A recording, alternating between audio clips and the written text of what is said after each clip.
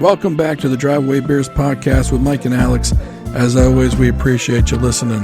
Please rate us on all the podcast platforms. Like, subscribe, comment, share wherever else you're listening, and enjoy the show. All right, welcome back to another show. I appreciate you coming back as always. Please like, subscribe, comment, and share. Leave us a rating on any podcast or video platform that you choose. We do appreciate when you guys listen. Please share it, though. Get it out to more friends. Share it on social media. That'd be helpful. We want to thank Adam Chubbuck with Team Alpha Charlie of the Douglas Realty in Pasadena, Maryland, tacmd.com.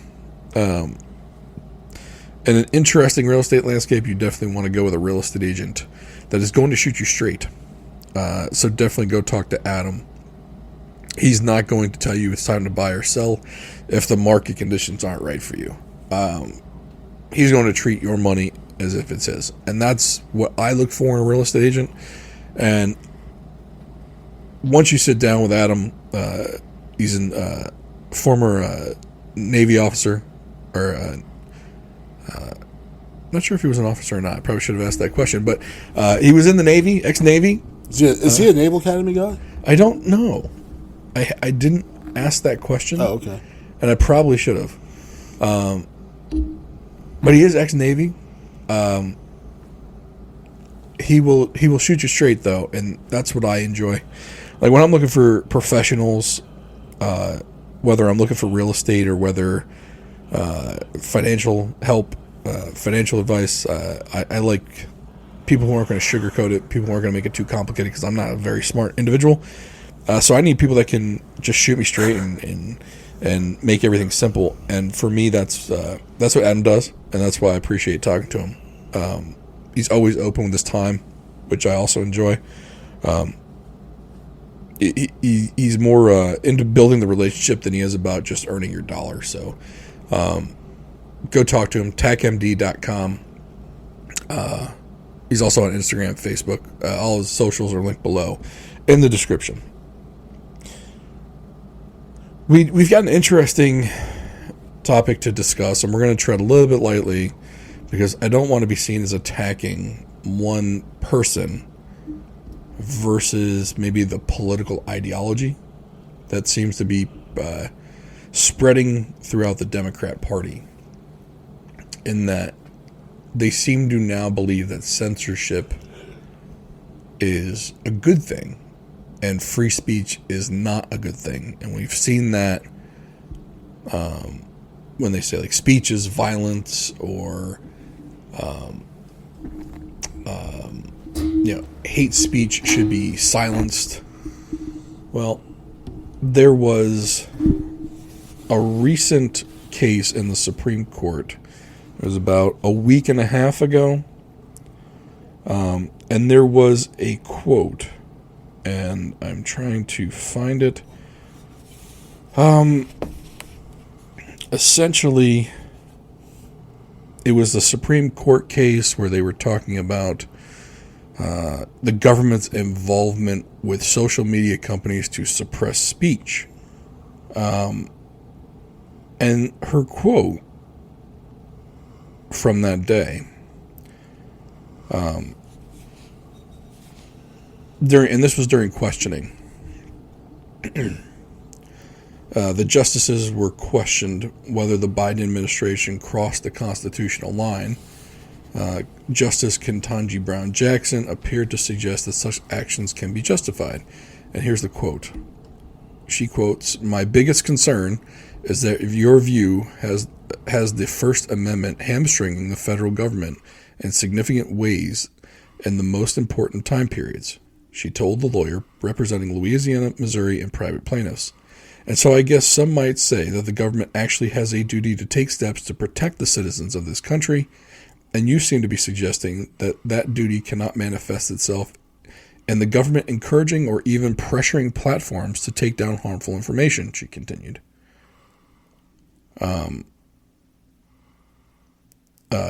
So can you help me? Because I'm really worried about that, because you've got the First Amendment operating in an environment of threatening circumstances from the government's perspective, and you're saying that the government can't interact with the source of those problems. And so she's basically saying, for the sake of free speech, would you rather hamstring the government? Yeah. And that's the point of the First Amendment. Right. Is to be able to speak out against the government. So the Bill of Rights, people think the Bill of Rights was given to the people by the government. That's not how it works.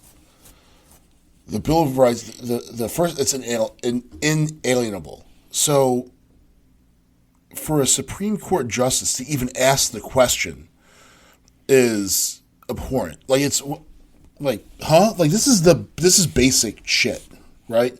A 10th grade civics student should be able to tell you this. And either, now I'm not saying that the Supreme Court justice is stupid or questioning her intellect in any way. I'm questioning her motivation. You know, I don't think she knows what the hell it's for. Yeah. You know, she's not stupid. But it's her position in the matter, the fact that somebody can raise to that high level on the bench, or that we're in a situation where someone who's in that position would actually even dare to ask this question or have the concern for the government. The government's not the good guy in any of this shit. Well, especially as this is the judicial branch of the government. Her concern isn't with the executive branch of the government. Like, she's not there to protect the executive branch of the government. Right. And look, I'm gonna say something wild here. I'm gonna be, uppity white dude. I'm going there. But as a black Supreme Court justice, do you think the civil rights movement of the 60s goes anywhere without free speech? No. Let's say somehow the civil rights movement of the 60s was taking place today. What do you think the powers that be that were in charge then, like J. Edgar Hoover, I forget the asshole governor that ran for president, that was the big segregationist, influential people, the governor of... It was West Virginia. Was it Robert Byrd? No, I think it was Alabama. In any case, was it Wallace? Yes, I think it was. Does it get off the ground, or is the government working in concert or coercing the big tech platforms to shut down all of the dissent that's coming out of the civil rights movement? And I would say 100% with certainty that if that movement were occurring today, the government would be working through the social media platforms of the day to shut the civil rights movement down. Martin Luther King would have been unpersoned. Well, he was unpersoned. Yeah, he was. Yeah, literally he was killed. Yeah, but they couldn't do it by speech. They had to actually murder him. Right. Same thing with JFK. Yeah. And RFK. They just went old school and killed you. Yeah. They didn't just try and silence you. Why waste that amount of time? Right. We can silence you. Okay. Yeah. Well, by putting you 6 feet down. Yeah. And they wouldn't have had to then, because they already had control of the media and all that. And I don't think the government and the media being in bed with each is a new thing. I think it's been going on for a very long time. I just think it's easier to find out now. Yeah. Because the internet exists, and electronic records exist. And back then, you had all these. None of these. There was no big media corporations. Well, there was ABC, NBC, CBS. You had that, but you didn't have Viacom, and you didn't have one person owning all of the newspapers, and all, like, Clear Channel owns pretty much every. If you listen to terrestrial radio, chances are it's a Clear Channel station. Yeah. I don't listen to any of it. Sinclair, I think, is the other one. Yeah. So it's Clear Channel and Sinclair. Yeah. Unless they merged. They might have. But all these, essentially all media in the United States is owned by 6 people, or 6 corporations. So you didn't have that back then. Like, the newspapers were independent, the radio stations were independent. You couldn't own more than one market. I'm going to push back on you. So you had the three major news networks, and this is of the age of TV and radio. Because the TV stations before they were TV stations were radio, right? A lot of the newspapers, though, they didn't write their own stuff. They got them from a newswire. They got it from AP. Right. But so I do think that even going back that far, the Walter Cronkites, the Dan Rathers, they might not have known the messages that they were pushing were government messages. But the people that owned those companies knew because the CIA and the FBI, they had infiltrated all of these. You know, no, I'm not saying back in the 60s everything was all peachy and you know the world was viewed through rose-colored glasses. Yeah, it just wasn't the six big media corporations owning everything. Yeah, I mean, I think you had sort of that situation. Granted, the newspapers made it a little bit more difficult because you had some local reporters, and you still had some local news stations, radio stations too. Yeah, but for the most part, though, people were getting their news from the major ones. The ABCs of the world, the NBCs, the CBSs. Those were all radio. Just like they are today. Yeah, they were all radio stations before they were TV stations. And I do think those three probably coordinated. I do think the newspapers, because they got a lot of their national news off the news wire, I do think that was coordinated as well. Someone in Chicago got the same news article that someone in Kansas City got, right? Now, there were other articles, though, too, because you did have the local reporting. But I do think there was probably a concerted effort to manage messaging back then. Oh, I don't disagree with you. The difference is, though, is back then, when you didn't want people to know about it, if it was in pen to paper, you just lit it on fire and it was gone forever. Yeah, there's no permanent. Nowadays, that shit stays forever. Yeah. You just screenshot that shit, or it's on an email server somewhere that doesn't get completely wiped out. Yeah. Just because I hit, like, in my job, just because I hit delete doesn't mean it's gone. Oh, no. It's on the server somewhere. Yeah. With the company. Like, it's out there. Yeah. Yeah, you could delete it and then delete it, like, put it in the trash bin and then empty the trash bin. It's still there. It's still going somewhere. It's not going to the incinerator. No. So I think now it's just easier to find out. I also think back then there was not naivete. I don't think people were more naive back then. I think that they thought more of their government because there were more unifying factors going on back then. Like you had World War I. I'm not saying that was a world unifier. I'm saying like it galvanized the people of the United States. And then you had World War II. World War II, Korea. And then everyone came back from World War II, and it was a time of prosperity.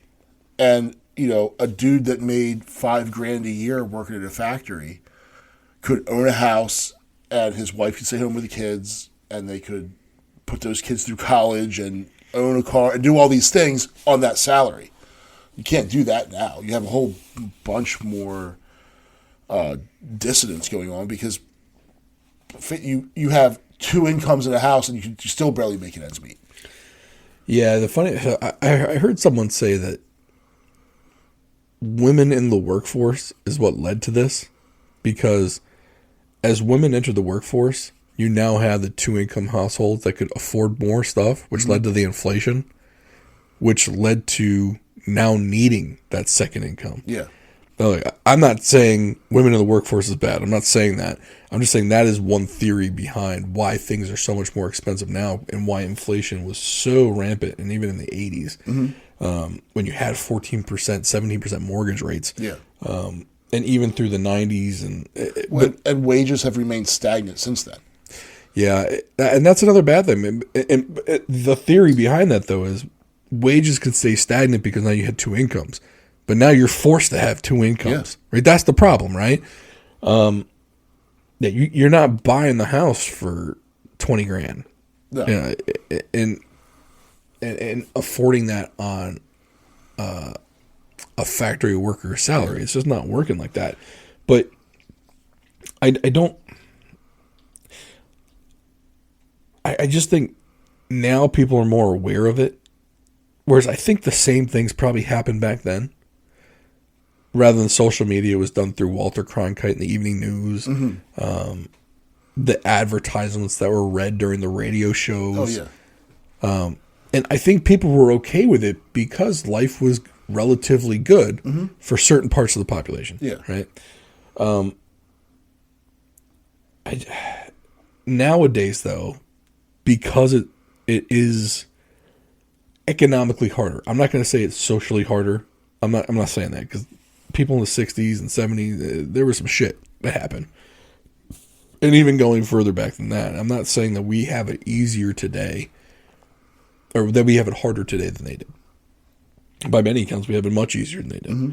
Economically, though, I do think it's a lot more of a struggle. Especially if you don't want to have that dual income home. Now, luckily, I'm fortunate, and my wife does. She wants to go to work, and that's fine. It was funny, if you were to tell me, even 25 years ago, when I was in college, that I would that my annual household income would be what it is now, and I live at the level I do, I'd be like, you're foolish. There's no way I live like that, making that much money. I'd be like, wow, man, we're going to make how much at that age? And now I'm like, dude, where's it all go? Like, where is it? And I've got some unique situations with one of my kids and stuff like that eats a whole chunk of my money. But, you look at it and you think, damn, I shouldn't be living like this.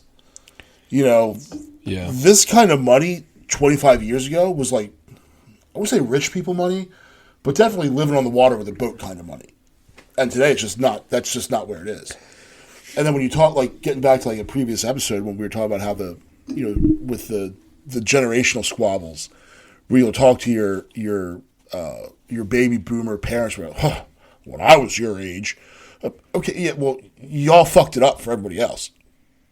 So don't shit on these millennial kids and these Gen Z kids that are living at home because of the economy that you fuckers created. Yeah. I do worry. Like, I look, are we any different? Like, if I say I'm worried about what my kids are going to inherit, I don't think that makes us any different than the prior generations that raised kids.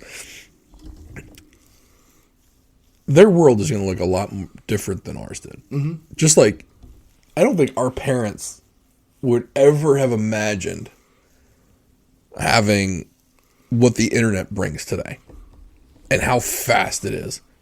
Right? I mean, when it like we said, when it first came out, it was fucking AOL. It's that dial-up. Everyone knows that sound. Oh, yeah. And the rate at which it progressed, in my opinion, was actually kind of slow.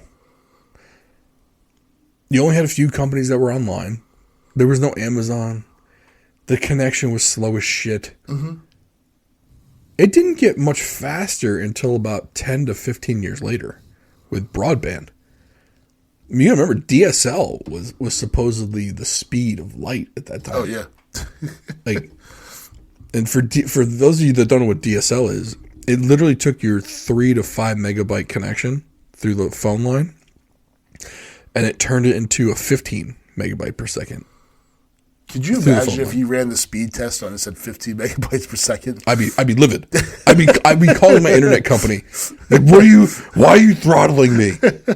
Like, what is this nonsense? I don't pay for this. What am I, a fucking pioneer? I don't give you my $25 for the slow speed. How dare you? This is censorship. But, and the thing is, like, I don't think our parents would have thought that a Supreme Court justice would have asked that question. No. Now, granted, there are people our parents' age that are currently running the show. Yeah. But I think generally, and knowing my parents both passed away several years ago, but knowing how they were, they'd be absolutely mortified by this. They'd be like, what the hell? That's un-American. What is this? Yeah, I just didn't. Look, people argue over the Second Amendment all the time. I don't think it's been more than 3 to 5 years now that anyone actually was going after the First Amendment like this. The First Amendment was universally loved. Yeah. And now it's like, well, maybe the government should censor. Not Like, even that. what? What was it? Skokie, Illinois, the ACLU going to defend Nazis and their right to free speech to march. Uh-huh. Like, I think Alan Dershowitz, I'm not sure, but I'm pretty sure he's a Jewish guy. Yep. Defending the rights of Nazis to exercise their right to free speech. Like, that to me that's a principle. And I'm going to disagree with them 100%, but I'll 100% agree with their right to say it. Well, that's another thing. Like, I 100% agree that anyone has the right to say what they want. Now, I know there's the whole, you can't yell fire in a theater. I get that. Yeah. This is not that. No. My thing is, and we'll go with Nazis. My wife is Jewish. My kids are being raised Jewish. I'm at all the Jewish holidays.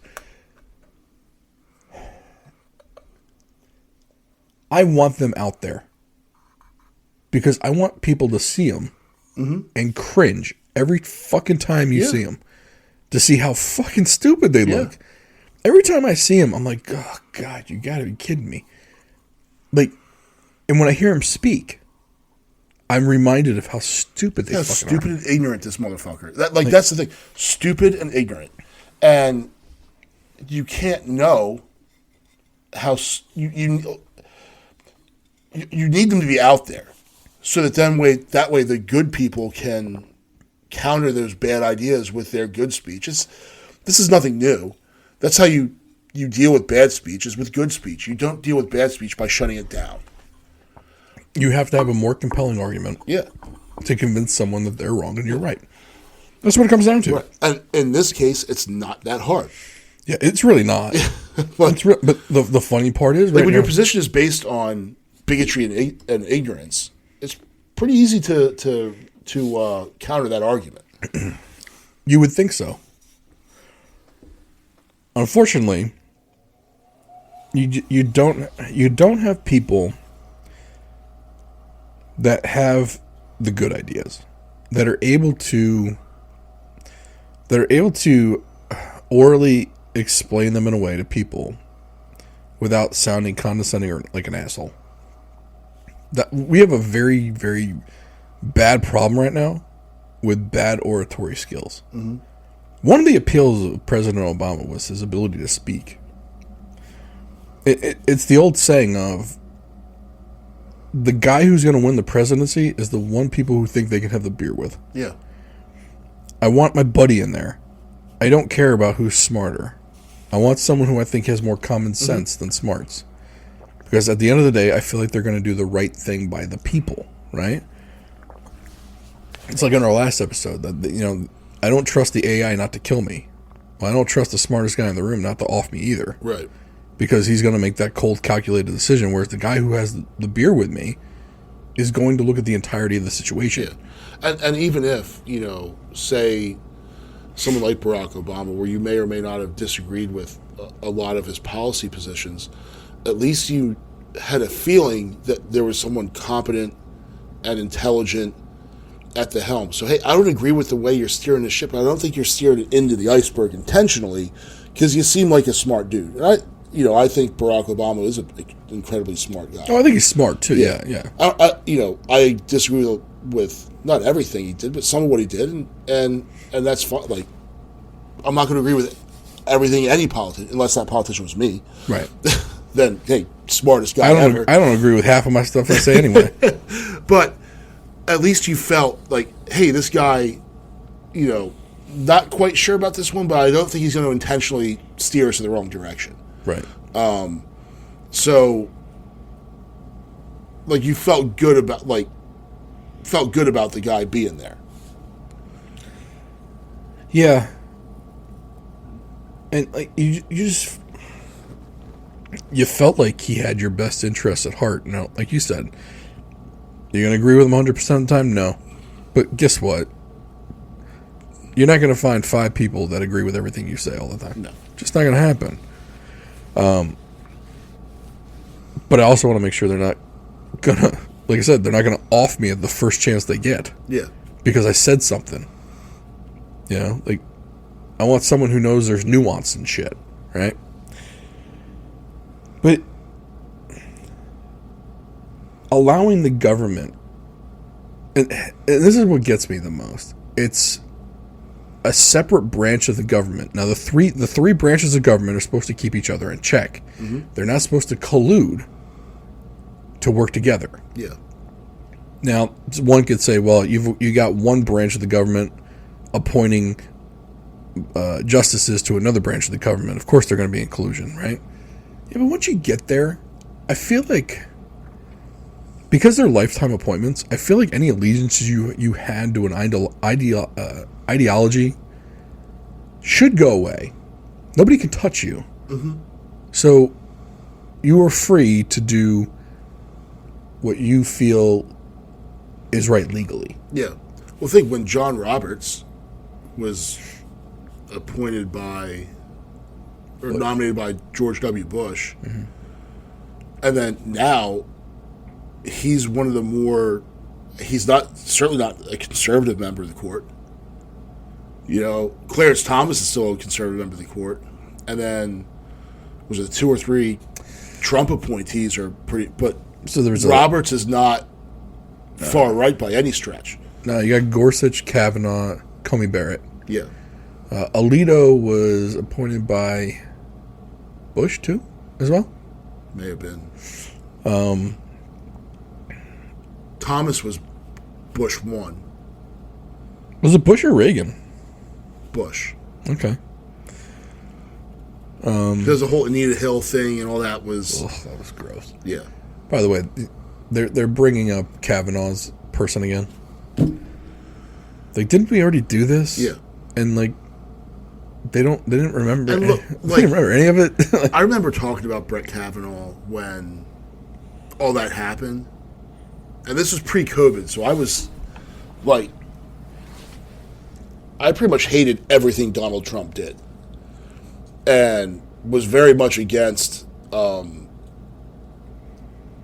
Brett Kavanaugh's appointment. But then when I was like, the whole thing didn't make any sense. And then I said, you know what? So, growing up where I did, and having the friend group that I did, I knew a bunch of guys like Brett Kavanaugh that grew up in that privileged asshole, Northwest D.C., Montgomery County prep school scene. I knew 1,000 of those guys. It's like, was he running around raping girls? No. Was he running around being a dickhead? 100% yes. Mm-hmm. Like, without question. Because I played hockey with that guy. With 100, I was the poor kid that played hockey. He was like the guy driving up in the M5 that Daddy bought him for his 16th birthday. Like, that was that guy. Like, I know that guy. Is he an asshole? 100% yes. Is he a rapist? No. And when his accuser couldn't remember dates and times and all, and we're going to put investigations. You couldn't walk into a police station and file that report with someone taking you seriously. She didn't even remember if he was there. Yeah. At the party. Like, you have to remember if you're there.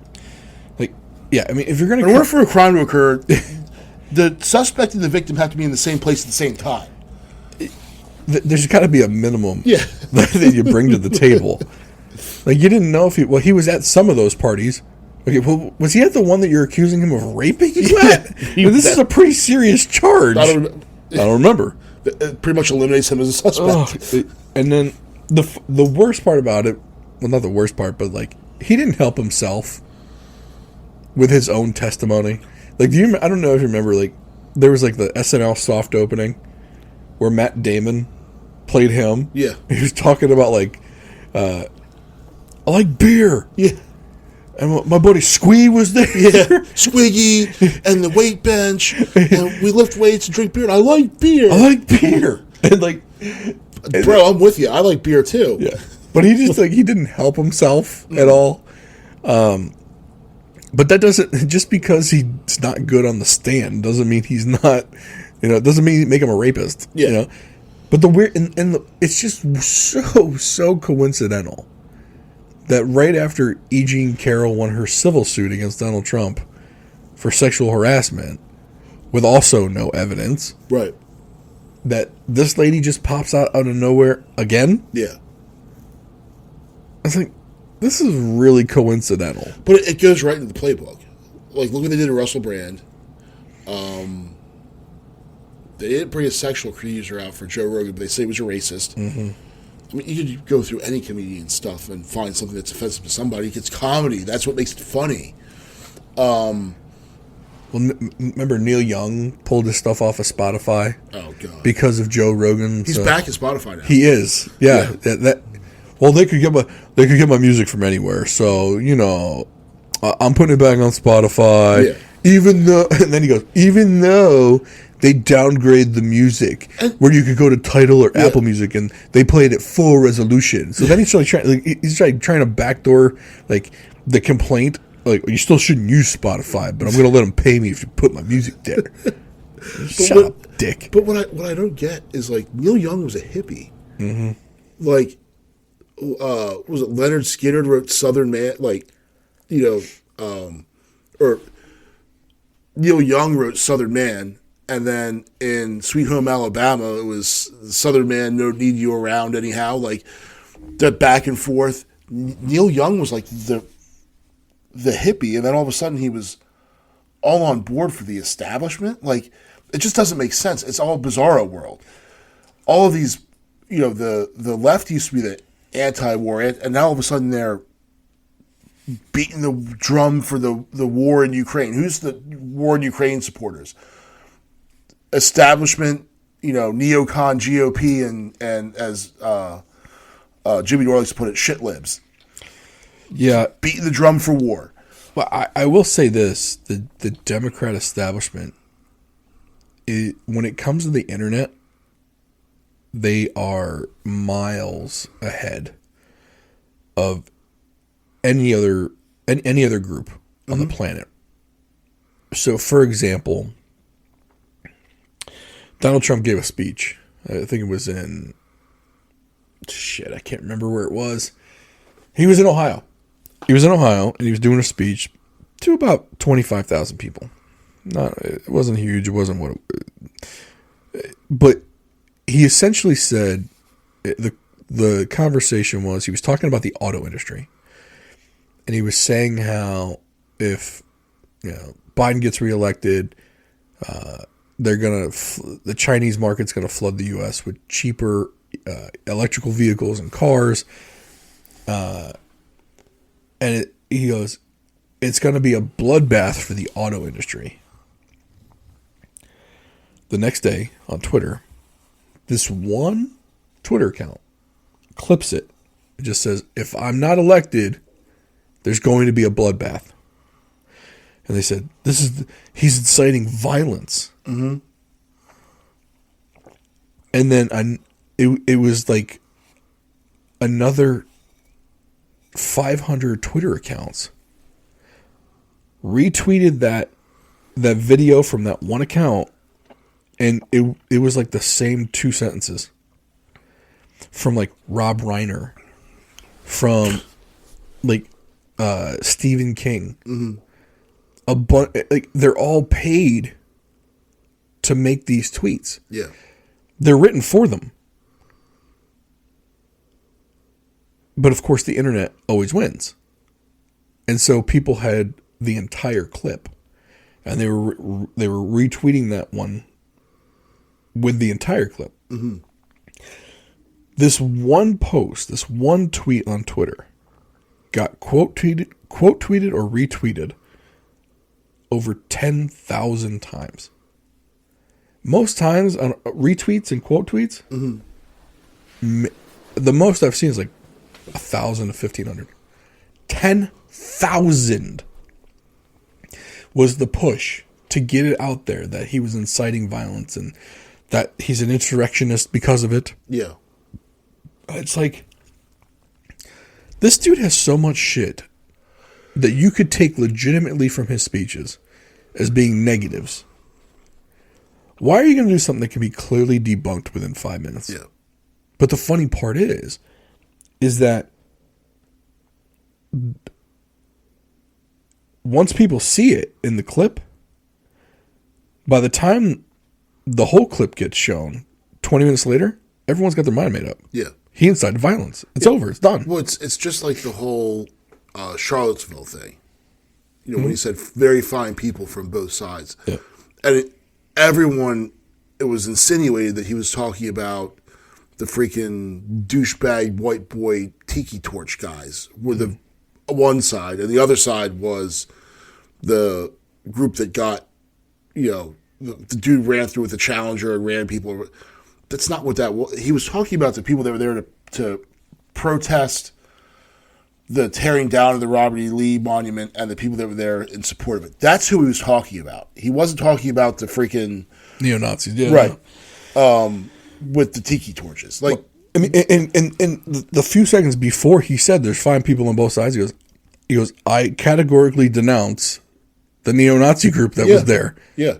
They don't play that first the 5 minutes before he said, but there's both peoples. There were multiple groups that were inciting violence, and I'm sure there's very fine people on both sides. Yeah. They don't play the whole clip. Right. So all you hear is, well, he said there's fine people on both sides. He's saying there's good people on the Nazi side? Right. No, he said he categorically denounces Nazis. Mm-hmm. The fact that they even try to say this dude is anti-Semitic is hilarious to me. Yeah. Considering that his son-in-law is Jewish. Mm-hmm. His daughter converted to Judaism. His grandkids are being raised Jewish. Mm-hmm.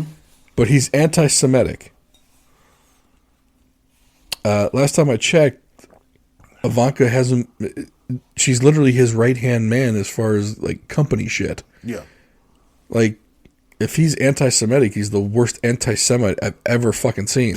He's pretty bad at it. Yeah, you're not anti-Semitic and then, like, you know, decide to fraternize with Jewish people. Yep.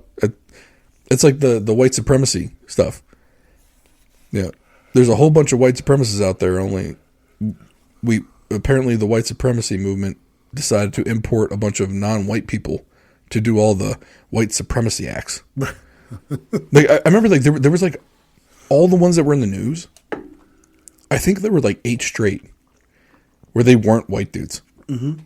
Like there was like one Indian guy. Like, do we? Is the white supremacy? Do they have the most amazing recruiting effort going on? Yeah. Like these are the worst white supremacists I've ever seen. Or they've really embraced diversity, equity, and inclusion. Right. Like, yeah. Like, at what point are you not a white supremacist anymore when like half your membership is not white? Right. You just become a supremacy group? Like, right. Which one is it? What are we supreme at now? It's not whiteness. We brought in too many people of color, damn it.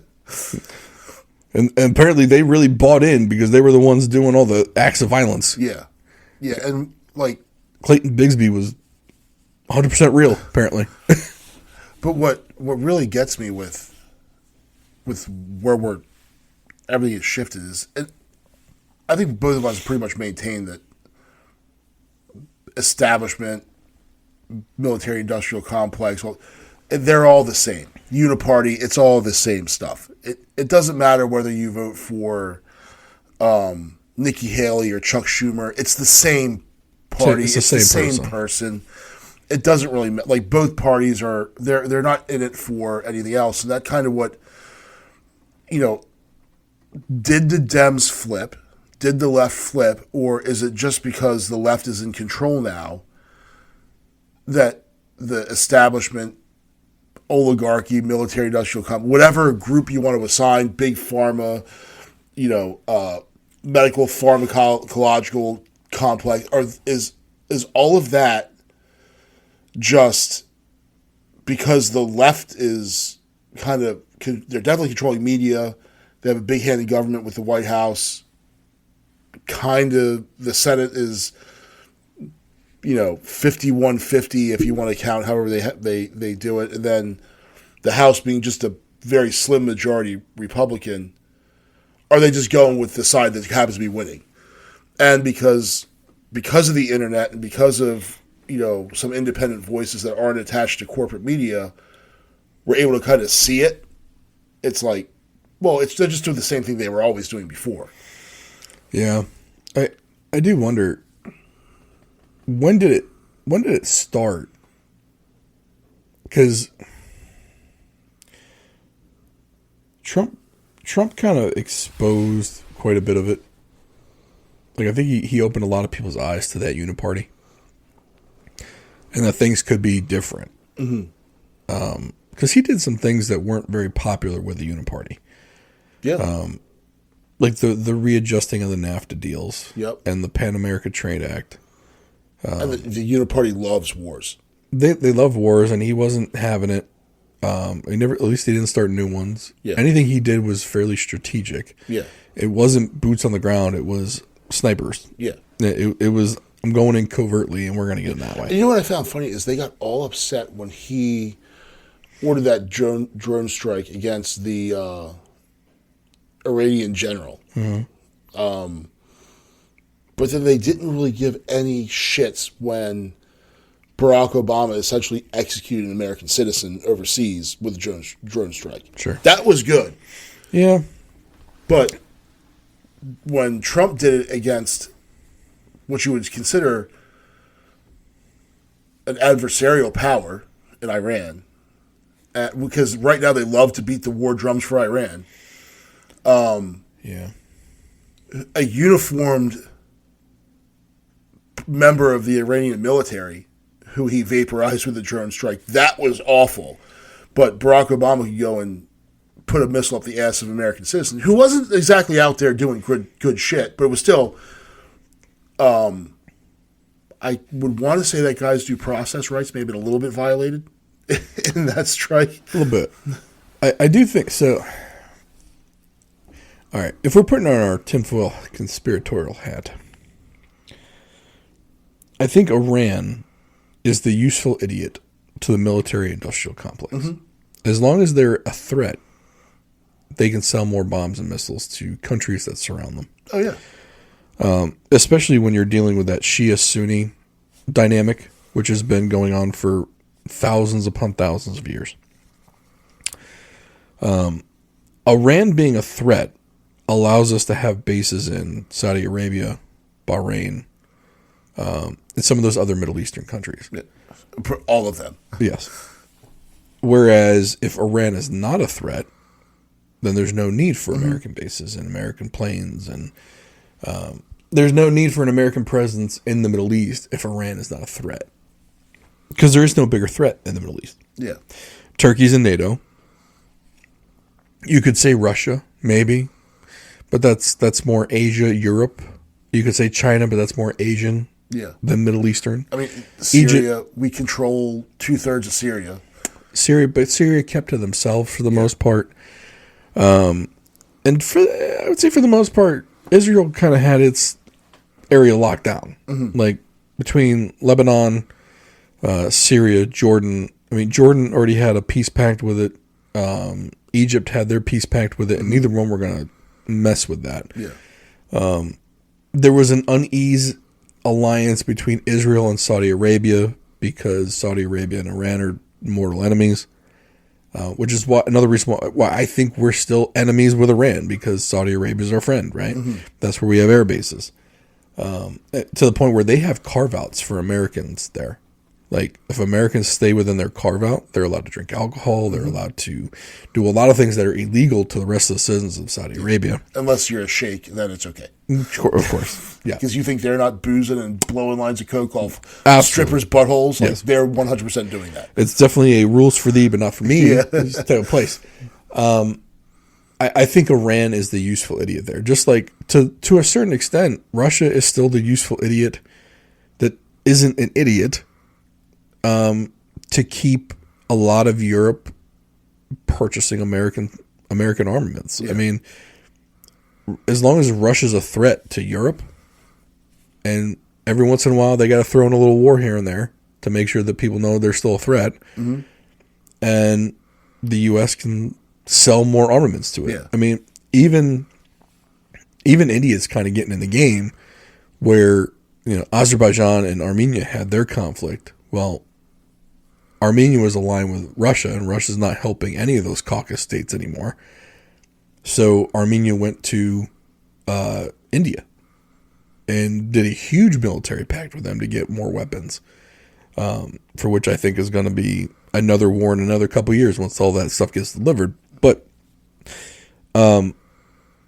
everybody needs all these weapon suppliers need their useful idiots out there to make sure that other people think that their weapons that they sell are still useful, or at least use it as a deterrent, right? Mm-hmm. And I think that's where a lot of those dynamics come into play. And every once in a while, there has to be some bloodshed. Yeah. Well, if I tell you that, say you live in a cabin in the woods, and I tell you there's a bear that lives in the woods, and the bear's out there, and I'm the only guy that can sell you the shotgun rounds for you to kill the bear. So, but everybody like this bear hasn't really done a whole lot.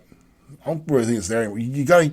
The bear has to kill a deer or, scare you or chase you up a tree, whatever it is. So you think, oh man, I still need to buy all these, protect myself from the bear, and who else am I buy it from? Buy the weapons or whatever to deter this bear from, but, the Northrop Grumman of the world. So you need to have that, the bear has to say scary. Yeah, and nowadays, because information can be disseminated so widely, propaganda is different now than it was before. For example, so the UN, I forgot which part of it, the one that kind of like reports like the war casualties and whatnot. They're the ones that have been showing the videos coming out of Gaza, mm-hmm. right? Well, recently there was a report basically saying that like there were 75 members of Hamas or Palestinians sympathetic to Hamas that worked for this UN organization. And they were essentially saying that the videos that they were putting out were not 100% authentic. Mm-hmm. They were made to look worse than it was. It was made to, and the reporting, so they were also the agency that reported the deaths. So the reporting now, and it got squashed very, very quickly, was that because Hamas had kind of infiltrated this part of the UN, that the numbers of dead were way off. Mm-hmm. And the videos that came out and that were shown were less than truthful. All for the purpose of keeping the anger towards Israel high. And it works. Because there's this dumbass on Twitter named Jake Shields. Mm-hmm. He's a MMA UFC fighter. And he is 100% anti-Israel right now. Never said a word about Israel 4 or 5 weeks ago. Now all of a sudden, he's like pro-Gaza, anti-Israel, mm-hmm. anti-Zionism. He's all in on that shit. And I kind of laugh. I'm just like, you dumb fuck. You really think you have any clue as to what is going on there? Yeah. Like, war is not just about guns and people. It's also about propaganda. Mm-hmm. And Hamas had the foresight to embed their people into the reporting organization on war. It's brilliant. Mm-hmm. You can't say these people are stupid, because that's an amazingly brilliant move. Yeah. Because if you control the narrative, you control the people. Like, and we had talked about this in a prior episode. We have never seen anti-Jewish and anti-Israeli sentiment in this country as high as it is right now.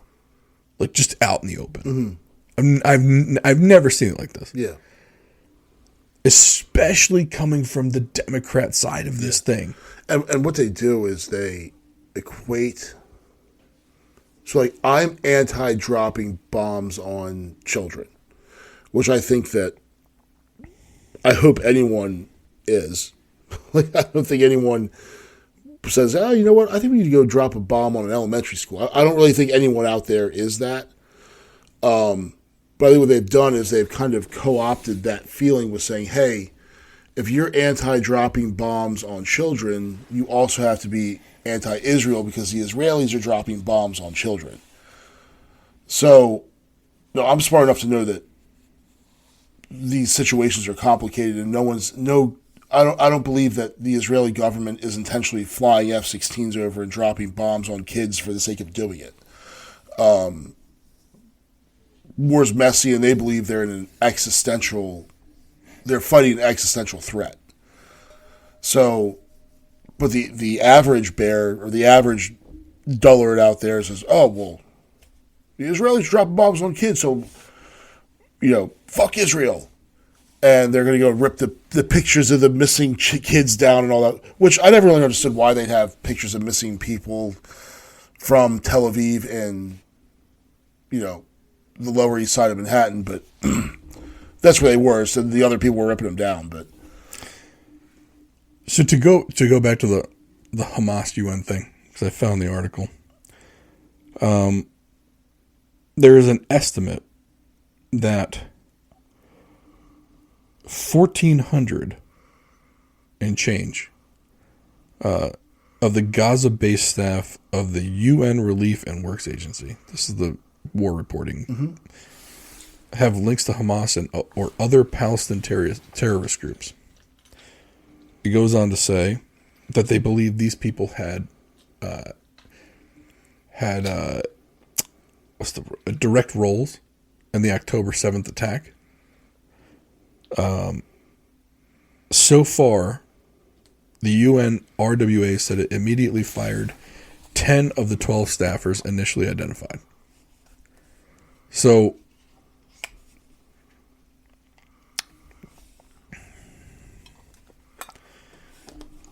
they didn't get there yesterday. This was it's kind of like when you think of the 9/11 attacks, right? They're playing the long game. They have nothing but time. Yeah.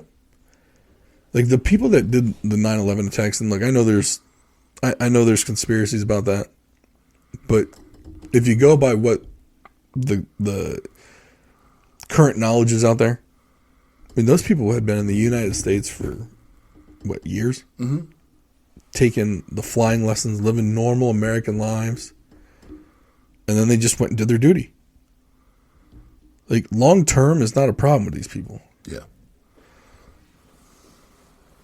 I mean, it's kind of like if you go for the king, you best not miss. Well, they're still taking their shot. But they're taking their shot through public opinion. They're not going to do it with guns anymore. Not right now. They can't outgun Israel. They never could. No. So they did something horrific, knew the backlash was coming. Do I think that they just had all those people out there? No. I think a lot of those things were probably empty. Then once the buildings get hit, you bring out the crisis actors. Oh, everything's horrible. Mm-hmm. I would love to, but I don't know, right? I mean, I could just be blinders on. But I guess if we go back to the free speech issue, how do we know what should be suppressed? If you're going to play that game, right? It's either nothing gets suppressed or someone has to decide what gets suppressed, right? As non-truth, right?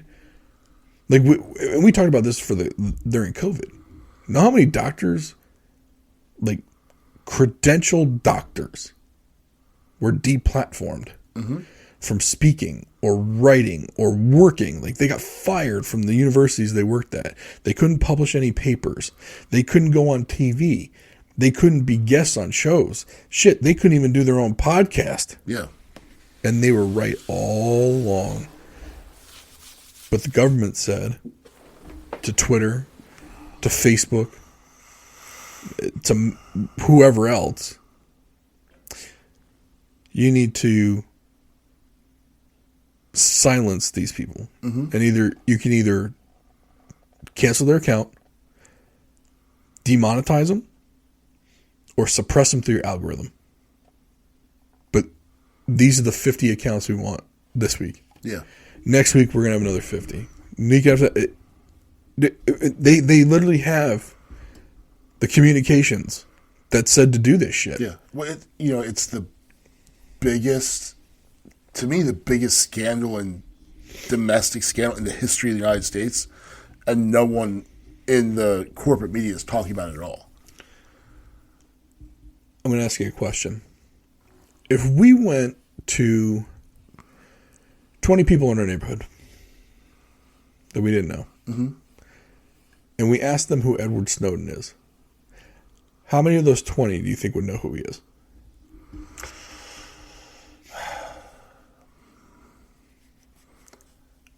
They might know who he is, but I think most of them would say that he's a spy or a traitor or... I would say they maybe know his name, but they don't know what he is. Right. Or who he is. Or, like you said, traitor, spy, whatever. Yeah.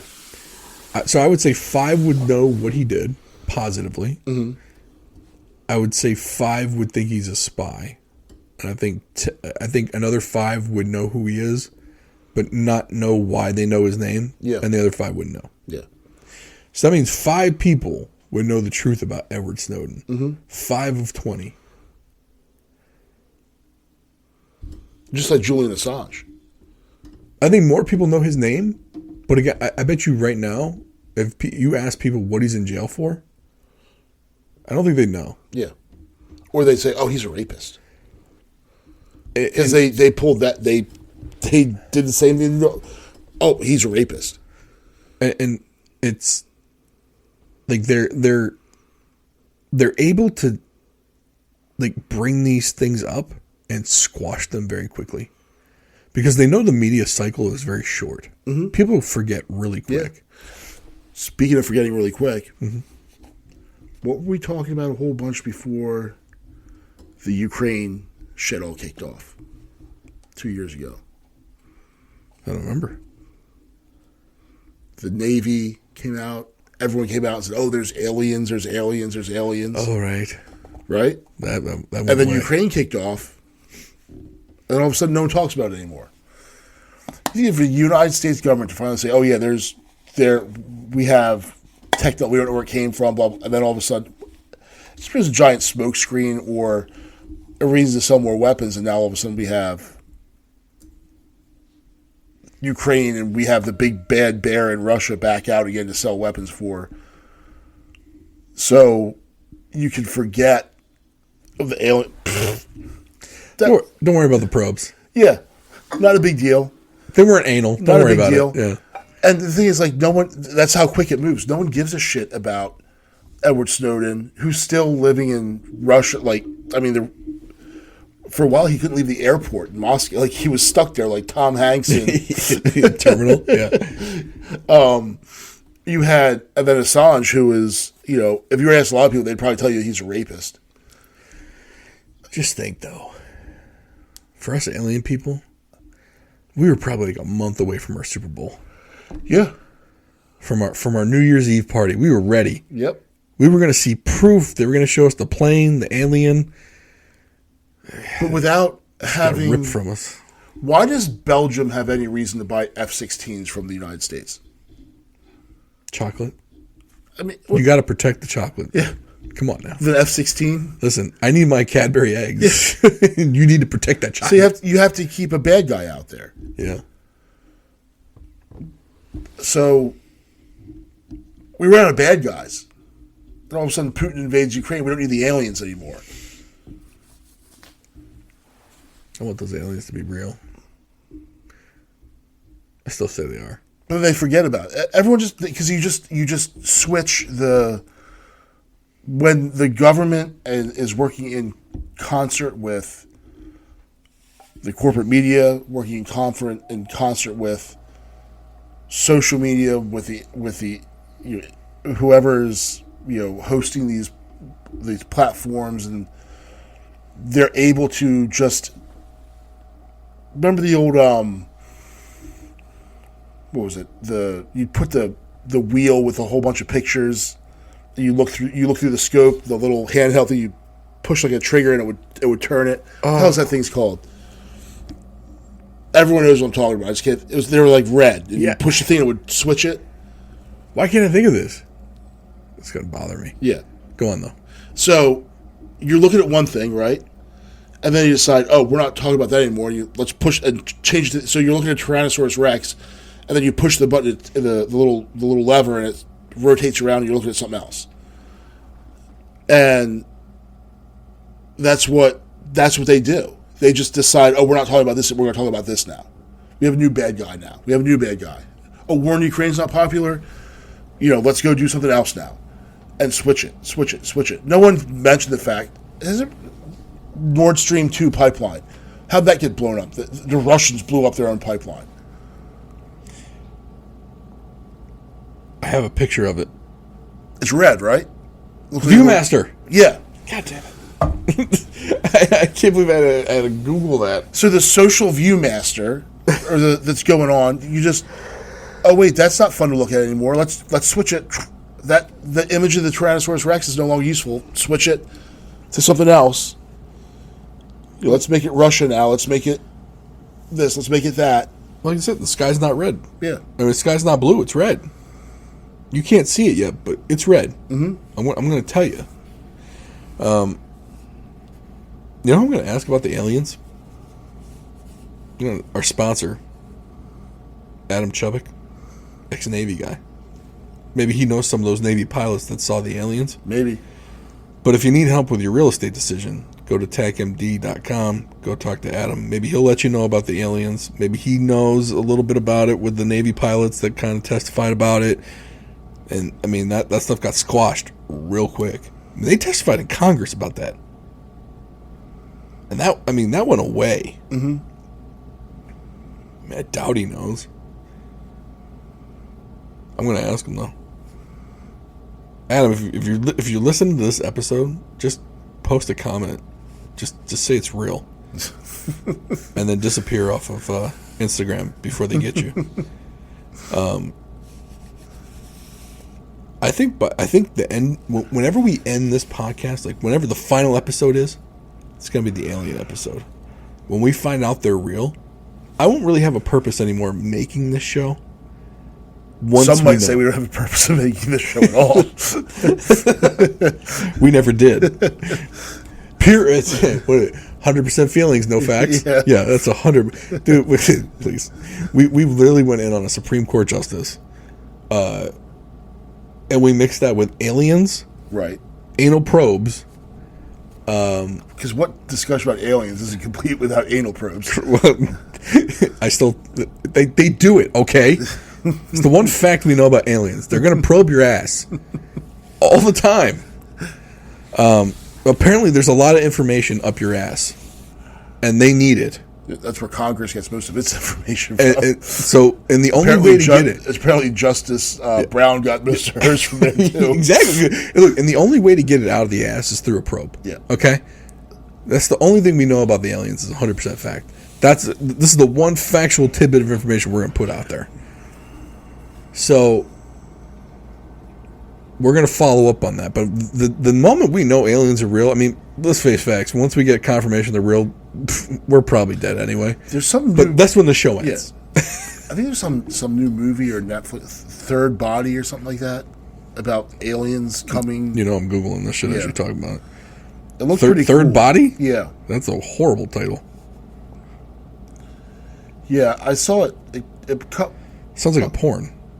Yeah, well, yeah. Third Body Alien. Let's just type that into the old Google. See what comes up. Apparently, my it doesn't want to go off the Viewmaster. Third Party. You said Third Party? I want to say that was called Alien. That's what I'm going to Google.